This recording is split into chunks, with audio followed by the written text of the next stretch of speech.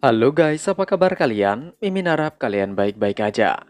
Di video kali ini, kita akan melanjutkan pembahasan manhwa Raja Kultivasi part ke-74. Seperti biasa bagi kalian yang baru aja mampir di channel ini, jangan lupa untuk tekan tombol subscribe, like, dan juga komen. Dan bagi kalian yang baru aja nonton video ini, ada baiknya kalian tonton dulu video part sebelumnya agar ceritanya nyambung.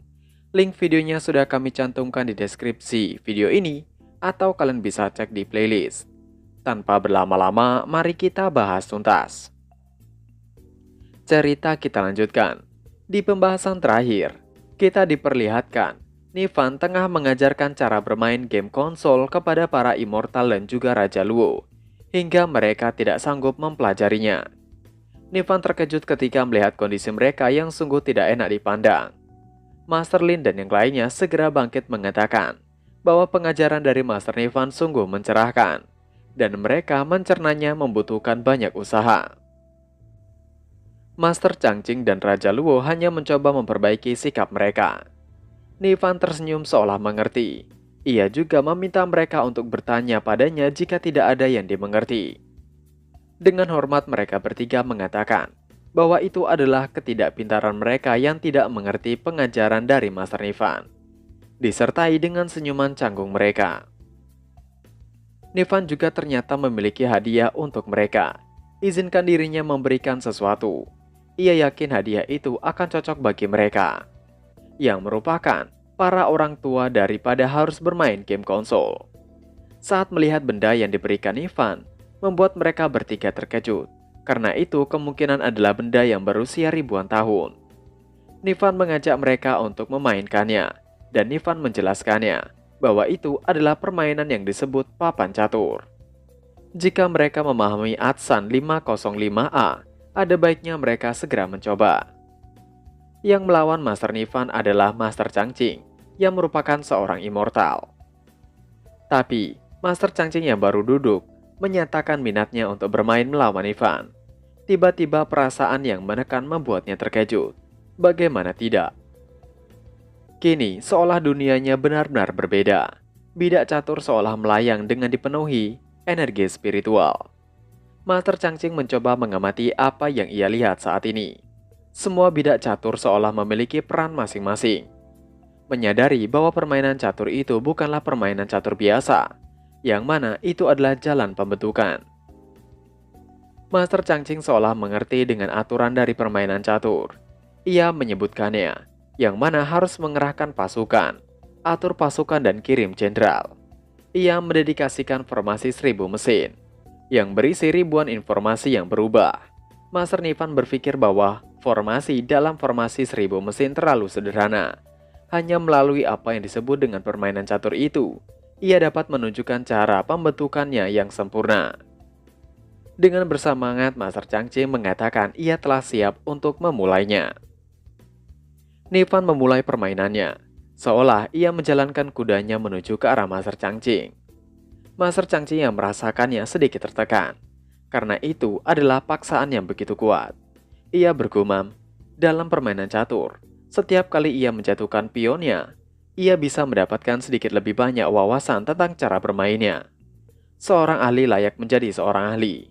Ia tidak akan pernah melepaskan bimbingan yang telah ia pelajari dengan susah payah. Master Changqing benar-benar mengerahkan kemampuannya untuk bermain catur bersama dengan sang ahli. Menurut peraturan yang dikatakan oleh Master Nivan padanya, selama satu pihak memakan jenderal pihak lain, itu adalah kemenangan. Dengan cara itu, ia hanya perlu maju. Master Changqing meraih bidaknya dan ditempatkan di papan catur. Di sisi lain, Nivan melihat apa yang dilakukan Master Changqing benar-benar terkejut. Ia terkejut dengan langkah yang diambil Master Changqing. Bukankah langkah pertama berjalan di depan Shuhai? Nivan sedikit bingung. Meskipun baru pertama kali main, Master Changqing seharusnya tidak terlalu mengerti permainan catur itu, bukan? Nivan juga mulai bergegas. Ia mengangkat pionnya bergumam. Sepertinya karena Master Changqing adalah seorang immortal, pasti Master Changqing memiliki caranya sendiri. Master Changqing tersenyum melihat langkah yang Nivan ambil. Ia juga mulai meraih pionnya dan meletakkan di tempatnya. Nivan sekali lagi terkejut dengan langkah itu, yang mana Semua pion yang digunakan Master Changqing hanya disusun lurus untuk menutupi jenderal di depannya. Master Changqing sudah tersenyum puas dengan langkahnya. Karena siapapun yang menyingkirkan jenderal akan menang. Dengan kata lain, selama ia melindungi jenderalnya, ia tidak akan kalah. Nivan memasang wajah bengong tidak mengerti.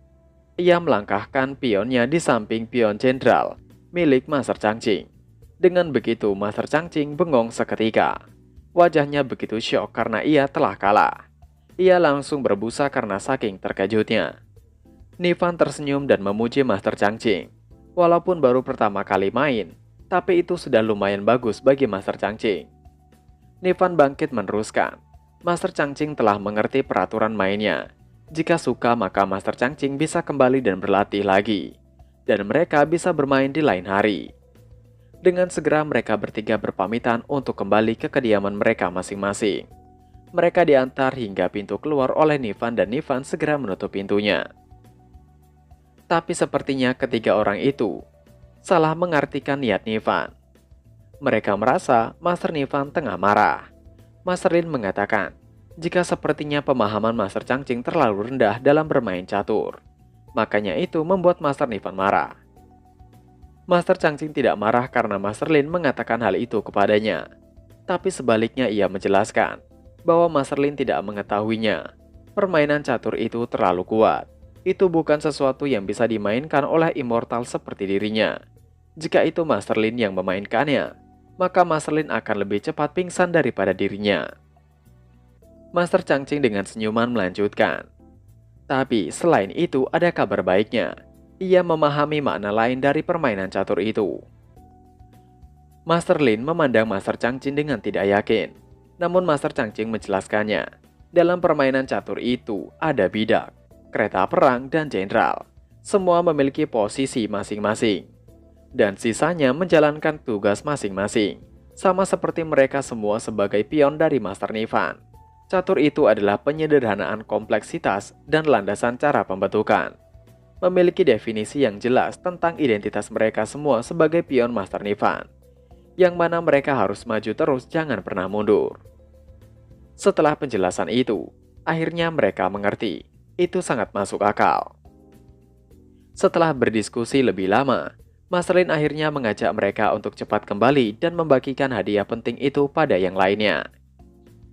Tapi tiba-tiba, Raja Luo menghentikan mereka karena ada sesuatu di langit yang mencurigakan. Di atas mereka, terlihat awan yang mencurigakan mendekat dengan tidak wajar. Master Changqing dan yang lainnya menunggu dan mengamati dengan seksama. Raja Luo sudah tidak sabar dan berteriak siapa mereka. Namun Master Changqing menahan Raja Luo mengatakan bahwa itu adalah berasal dari pavilion Yun Luo. Mereka harus waspada. Ternyata awan yang mencurigakan tadi dikendarai oleh dua wanita yang terlihat kembar. Salah satu mereka mengatakan bahwa mereka melihat Master Changqing dan yang lainnya berkumpul di tempat itu dari kejauhan. Master Changqing hanya terlihat seperti tikus yang menyambar makanan. Sepertinya kedatangan kedua wanita itu tidak dengan maksud yang baik. Master Changqing mencoba untuk mengambil tindakan. Ia menimpali. Bukankah kedua wanita itu seharusnya ada di dunia immortal? Alasan apa turun ke dunia mortal? Salah satu wanita itu mengatakan, apa salahnya dengan itu? Saat ini jalan antara dunia telah terbuka. Mengapa ia tidak boleh ada di dunia mortal juga? Dan halaman yang Master Changqing kunjungi tidak buruk. Akan bagus jika dijadikan sebagai benteng pavilion Yun Luo di dunia mortal. Dengan pernyataan itu, Master Changqing akhirnya mengerti. Para wanita itu ada di dunia mortal. Master Changqing belum menyelesaikan ucapannya, langsung dipotong oleh wanita itu untuk Master Changqing mengatakannya dengan jelas. Ia dari pavilion Yun Luo, diperintahkan untuk datang mengunjungi sang ahli. Wanita itu menanyakan apakah sang ahli yang dimaksud itu tinggal di halaman itu. Jika dilihat betapa gugupnya Master Changqing dan yang lainnya, sudah dipastikan itu adalah benar. Sang ahli tinggal di sana. Master Lin terlihat panik. Ia segera meminta Master Changqing untuk melakukan sesuatu dan mengambil tindakan. Master Changqing dengan tegas mengatakan bahwa ia akan memberi nasihat kepada mereka untuk jangan pernah mengganggu sang ahli, jika tidak ingin dihabisi. Salah satu wanita itu menunjuk Master Changqing dan yang lainnya. Jika mereka hanyalah semut kecil, dirinya adalah seorang Golden Immortal, akan sangat mudah untuk menghabisi mereka. Wanita itu mengangkat tangannya dan tiba-tiba, tekanan yang sangat besar terjadi menimpa Master Changqing dan yang lainnya, membuat mereka langsung memuntahkan cairan merah. Sekali lagi tekanan diperbesar. Dengan tatapan kejam wanita itu bergumam, "Musnahlah mereka." Master Changqing dan yang lainnya berteriak sekencang-kencangnya menahan rasa sakit yang tak terbayangkan. Namun Master Lin tiba-tiba memanggil Master Changqing dan Raja Luo untuk mereka mengecilkan suara mereka. Dan jangan sampai suara mereka mengganggu istirahat Master Nifan. Masih sempat-sempatnya mereka berpikir seperti itu. Keduanya langsung mengerti, walaupun dalam kesakitan yang luar biasa, mereka tidak akan membuat suara hingga akhirnya mereka hanya bisa berteriak dengan mulut tertutup. Salah satu wanita itu mengatakan bahwa Master Changqing hanyalah semut kecil yang tidak perlu untuk ditakuti, dan sekarang adalah waktunya hidangan utama. Wanita itu mengangkat kedua tangannya dan energi mulai menguap di sekitarnya. Master Changqing dan lainnya terkejut, karena energi itu mulai membentuk jaring yang membentang di udara. Itu adalah formasi Earth Evil. Kedua wanita itu tertawa mengatakan bahwa halaman dan gunung itu akan menjadi milik Pavilion Yunluo.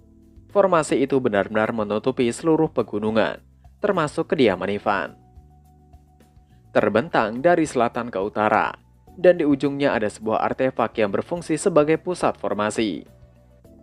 Blackie yang menyadari ada yang tidak beres hanya mendongak ke langit untuk melihatnya. Huo Feng juga yang ada di halaman mencari keberadaan Nifan yang tidak terlihat. Dai mengatakan bahwa Master Nifan tengah sembelit dan sepertinya ada di kamar kecil. Huo Feng menggelengkan kepalanya mengatakan bahwa langit tiba-tiba berubah menjadi merah, dan itu membuatnya kesal. Dengan semangat Huo Feng menggenggam tangannya berteriak, ia akan menghabisi semut kecil yang berani berbuat macam-macam. Namun Dai menghentikan Huo Feng dengan alasan mereka harus diam saja. Tentu saja itu membuat Huo Feng tidak mengerti maksud dari ucapan Dai. Dai meneruskan, sekelompok semut itu tidak lain adalah rencana Master Nifan. Nifan lagi. Padahal ia tidak melakukan apapun dan hanya sedang sembelit di kamar kecil. Kembali pada Master Changqing dan lainnya yang tengah menahan tekanan yang luar biasa sakit di tubuh mereka. Master Lin yang terus berusaha menahan tekanan itu merasa telah berada di ujung kemampuannya. Ia mengatakan bahwa ia akan binasa jika terus dilanjutkan. Ia meminta untuk Master Changqing yang merupakan satu-satunya immortal di antara mereka. Maka Master Changqing harus melakukan sesuatu untuk membuat mereka dapat selamat. Mendengar itu Master Changqing terdiam untuk sesaat, tapi kemudian ia tertawa dengan sangat bersemangat. Ia benar-benar dalam semangat berapi-api. Kedua wanita dari Pavilion Yunluo bingung dengan apa yang Master Changqing sedang tertawakan.